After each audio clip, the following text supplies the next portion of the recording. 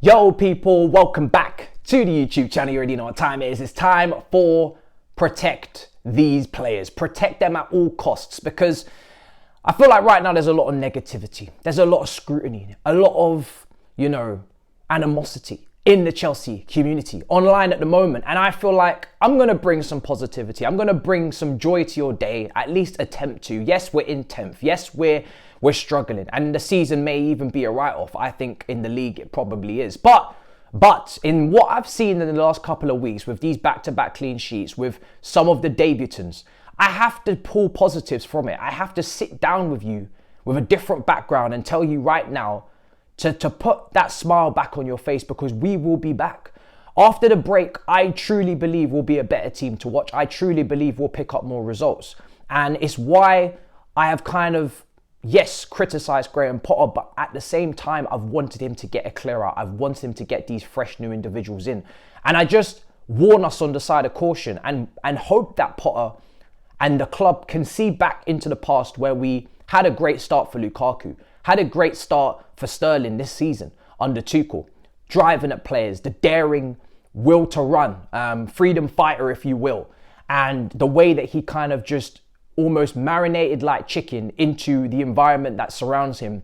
And as they always say, you are a product of your own environment. And if you are surrounded by players that are not confident, that have been in poor form, you will suddenly drop off yourself and marinate into that. And I hope that for what we've seen from Mudryk, for what we've seen from Felix, especially in attack, those cameos, those appearances, they can combine together. Let's play the confident sparks in this team together after the break. Felix, yes, he didn't play a full night. He got a bit carried away with that Simeone criminal tax, and he went diving in like an Atletico Madrid player would. But he showed us in the first few minutes a nutmeg. He showed us a chance created. He showed us some kahunas on the ball. He showed us some bravery, and technically he looked sound. He looked ready to be creative, to find solutions in areas, in zones where you have to, as an individual, you have to think of what you can create in that moment. It's not always a system. It's not always about the tactics. If you are faced with 2 or 3 players around you, what are you going to do when you receive the ball in tight areas in a possession-based team? This is something that Felix and then Mudryk in his cameo against Liverpool showed. They are able to give us a cheeky nutmeg against a Gakpo. They are able to dribble past 1 or 2 players for that chance where the shot was off the left foot. And they are ready to take that risk and ready to drive forward with the ball and find that combination and try to create something. And I just hope that we don't, and I'm sure we won't, tamper with that, and we won't, kind of ruin that for them, because it's all about confidence. And they've shown already that we have something to hope for after the break. We have a team that will play hopefully better football, more attractive football. I truly believe the worst is behind us. What we've suffered through this season, which has not been that long if you really think about it, compared to other clubs. People talk about this as our banter era. Eras are meant to be 5 years, 6 years, a decade, 2 decades without a league title for some. This is not our banter era. This is our moment. This is our months. And we're going to get through it. We're going to respond. We have already in the market. Yes, we've spent a lot, but the players that we've brought in January, they've all been upgrades to the 11. And even though they're not fully sharp and fully fit, Mudryk, he hasn't played since late November, and he already comes in and looks like a breath of fresh air. He already comes in and rival fans are saying, see, if that had gone to Arsenal, look what Arteta would have done with that. I can't lie, that Mudryk guy, he looks good. And that does tend to happen with some of our new signings. Koulibaly even got off to a strong start. That goal with that, everybody always gets off to a strong start here. And then it kind of falters and it fades. Why? Maybe instability, change of management, change of tactics, change of system. Now there will be stability. Now there will be calm. And we will collect. Do you know what I'm saying? Potter, it's why I wanted to give him a bit of time. I didn't want to react to the results and say that he should just leave, purely because he hasn't been given the opportunity as of yet to rejuvenate and change and switch this team as it needs to be. And then if he proves not to be up to the task with a fresh, new, young, vibrant squad, then that's a different conversation. But this team desperately needs a switch, and it's getting it. And it's getting it in the truckload. And these cameos for me from these 2 attackers, first of all, you can see already if we can keep them playing together after the break when Felix is back from suspension, if you could even add Sterling into that, he knows what he is about when he's around top players. You can see the performances for England at the Euros. You can see the Man City performances. Yes, sometimes inconsistent. Maybe he dropped off, but I believe still there's a player there. Cucurella, much better against Liverpool. Yes, we spent a lot of money on him, but he's a very good player. He got Player of the Year at Brighton. A lot of people have packed up their bags and jetted off for pastures new. A lot of people have, sold their stocks. I'm not selling my stocks. I'm holding them. Even at an all-time low, I do believe there's a player there. And maybe he's not going to overlap and be a wing-back and score goals but when he was tasked against Liverpool just to defend and to be dogged and do his job, he did it. And he can give us a crisp pass progressively at times. The centre-backs, Silva, must be protected at all costs, people. This guy, people say, yes, he may slow it down for us. He's an old guy. As Bella says, this guy is old. Do you know what I'm saying? This guy is he's an old guy, and it's like we put so much reliance on him. I really hope he signs a new deal and that he does stay. Doesn't have to be a starter. He shouldn't be a starter consistently. He should be given his rest. Should be sitting in the stands with his family and his wife and his kids and enjoying life and watching us win and not having to shell out every weekend to save us. The header from Harvey Elliott's cross, the passing range, the pass for Havertz to try and find him in behind. This guy is our most creative, was maybe, hopefully, with the new wingers, but at some point, most times in this season, with no Reece James, our most creative outlet in the team, the one that we look to for that daring pass over the top, the way that he defends. He must be protected at all costs, and that is a different type of protection.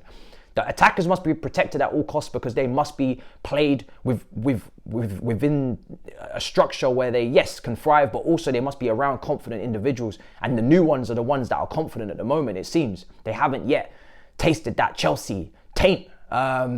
And for Silva, it's all about looking after him if he does stay next season. We've got to build a solid foundation that means that he doesn't always have to play and he can be taken out and looked after.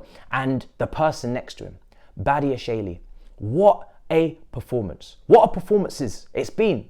2 games and again, under the radar type scouting, haven't broken the bank for that individual. From Monaco, yes, everybody wanted Vardiol. What a great World Cup he had. But this guy has come in and immediately has brought calmness and composure and a left foot to play in between the lines. He's tall. He's winning his aerial duels. We aren't getting dunked on. Set pieces, we look slightly stronger. And with a goalkeeper that maybe can cross-collect and dominate the penalty box, if we go down that route of scouting again, we could have that kind of threat again in both boxes that we've missed. And this guy has come in and 2 games, 2 clean sheets. Again, something to look forward to. This is a positive. This is another player that we've recruited in January and it's worked so far. And it's early days and people say, calm down. But just understand that the players that we've recruited so far under this new recruitment team with this new kind of strategy behind it of under 23s, under 24 super teams so far, they look good. And I wouldn't give up on everybody that we signed in the summer either. You could say Koulibaly is starting to become a lost cause. I'd admit that. You could understand that Aubameyang probably was never going to work out with the lack of service and the lack of creativity. But we're starting to address those needs. We're starting to bring in players that can, like I said, think of solutions in tight areas on their own. They don't have to pass it to death. They can take on a man. They can nutmeg a man. They can create. And we still have a long way to go. We still have more players we need to bring in. And I'm sure we will because this man has no mercy, Todd Boehly. But there are definitely positives, people, to take from the last 2 games. There's positives to look to for the future. The way that we are so almost persistent and, driven to just change right now and just make the changes as soon as possible. There is no mucking about. There have been mistakes I'm sure they're admitting to those mistakes. But with a good recruitment team and with people that know what they're doing, I trust that there won't be many more mistakes. And you've seen over the last couple of many transfer windows, how many errors we've made. But you can see in these last couple of games that the players that we've added in have changed things. That will hopefully change the fortunes for a few others existing, like I said, with Cucurella and Sterling, etc.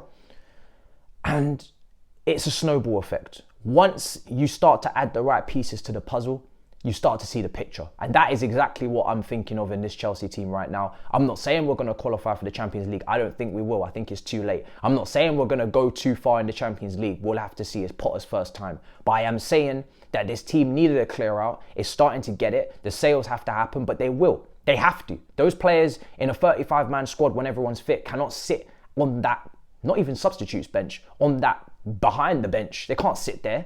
They can't sit there, you know, playing Yu-Gi-Oh, eating Fruit Loops. They have to leave. You can't sit there as a grown-ass man, not kicking ball for 3-4 months at a time with all these players ahead of you in the pecking order. You will pick up your bags. You will take your toothbrush and you will head on home. So, Smith, fix your face. Fix your face. Be happy a little bit. You know what I'm saying? I know I had to crucify a couple man last video, but I'm feeling a lot better. So I thought I'd radiate that towards you. And like I said, we got a big 13-day break. It's what I wanted Potter to have. He can now train with the team, try and implement closer to his style. It's going to be difficult to manage this amount of players. I hope there are some sales, some loans in this window, because that amount of players to manage will be difficult. And that is partly why I wouldn't go as far as to say we can go on a crazy run and get top 4, because one, it is almost impossible. It's a lot of games you have to win. And two, that squad will be difficult to manage. Make no mistake, that part of the job, man management for all those players, if we don't get rid of a lot, which we probably won't, there'll only be a couple. You're seeing the links for Loftus-Cheek, for Ziyech, Gallagher, etc. It won't be easy to manage those people. But one thing I want from Potter is to continue to play the new players that you've brought in. Build those foundations, build those chemistries. Let the confident players ball with the confident players.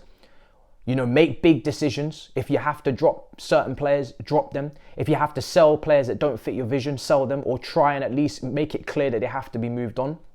Be honest, be open, be brave, and keep the faith with some of the young players. Listen, let's not be reactionary. Yes, Hall has struggled in a game here. Carney struggled in a game there, but they are teenagers. They are just playing their first big games at big stadiums with big crowds. And yes, there's going to be moments where they give the ball away. There's going to be hiccups. But I would rather have mistakes in a season where we are already in a position that is underwhelming than to continue to keep playing seniors that are not good enough at the top level for us and are not performing for us when we need them to. So we may as well iron out some mistakes, learn those curves, and keep it moving, keep it pushing. Big up your damn selves. The signings are looking good so far. Let's keep it pushing, people. Like I said, I think we've gone through the worst of it. I do expect good performances after the break when injuries come back, when the 13 days off is through with the training, and then we go from there. Big up your damn selves, smash up the likes. In a bit, people. Peace.